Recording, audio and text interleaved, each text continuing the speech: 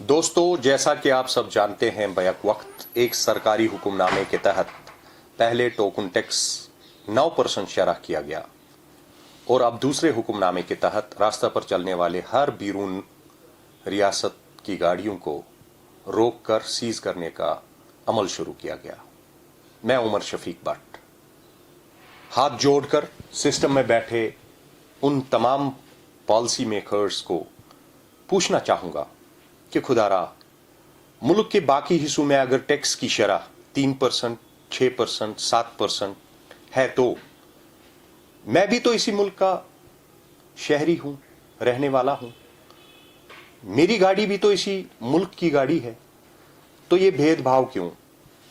तो ये इतना नाइंसाफी का मंजर क्यों?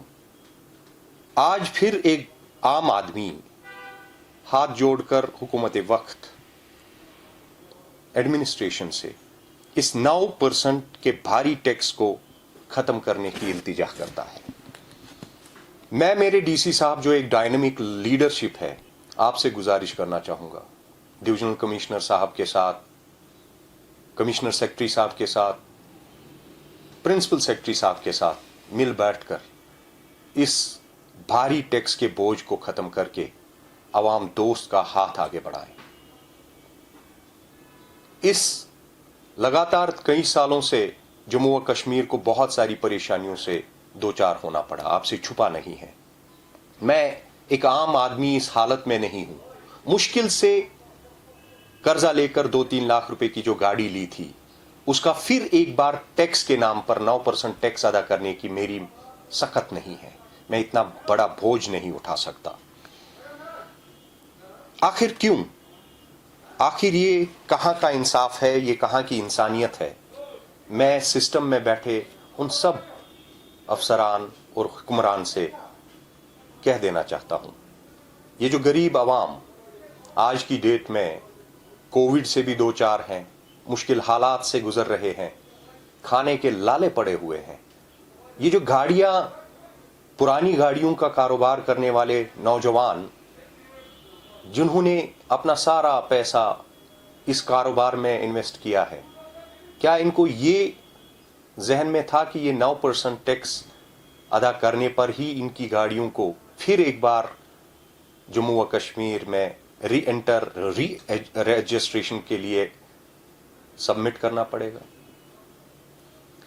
अब फ्यूल नॉर्म्स जो तय किए हैं मिनिस्ट्री ऑफ रोड ट्रांसपोर्ट ने BS4 के नाम पर, 2010 से पहले तक की जो गाड़ियां एक कसीर तादाद में जम्मू व कश्मीर में मौजूद हैं, BS4 के नाम पर ये गाड़ियां रजिस्टर नहीं होंगी। तो क्या ये रजिस्टर्ड न किए गए गाड़ियों को स्क्रैप कर देना है? इनकी जो ओरिजिनल वैलिडिटी है, इनका जो ओरिजिनल टैक्स वहां की रजिस्टरिंग अथॉरिटी ने हासिल किया है, क्या वो जाया हो जाएगा?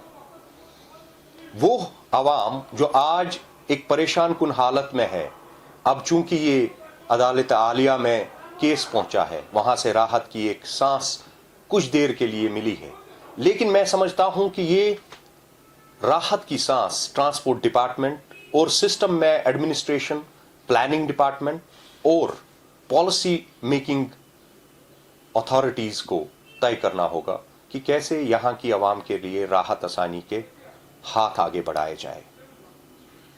मैं आज फिर एक बार हाथ जोड़कर सिस्टम में बैठे उन सब अफसरान, उन सब अथॉरिटीज से गुजारिश करना चाहूंगा, जम्मू व कश्मीर में गलत गाड़ियों को अगर रोकना है तो गलत गाड़ियों को रोकने के लिए हमारे पास बेहतरीन पुलिस फोर्स है, जम्मू व कश्मीर पुलिस, और बहुत सारी एजेंसीज है जो इस काम को डिफ्रेंशिएट करके गलत को और सही को डिफरेंस बना सकते हैं।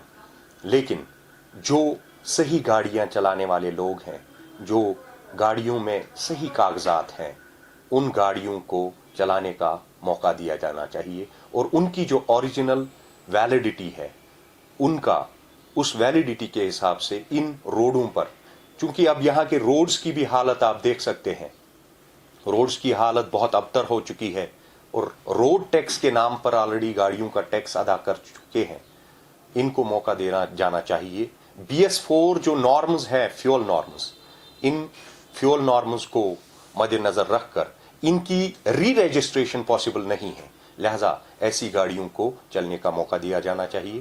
اور جب تک عدالت عالیہ, ہم سرخم ہیں عدالت عالیہ کے ان آرڈرز کا جو آنے والے وقت میں ہمیں ملیں گے, تب تک ہم ان گاڑیوں کو چلانے کے لیے عوام کو ایک راحت کی جو مانگ ہے اس راحت کو دیا جانا چاہیے.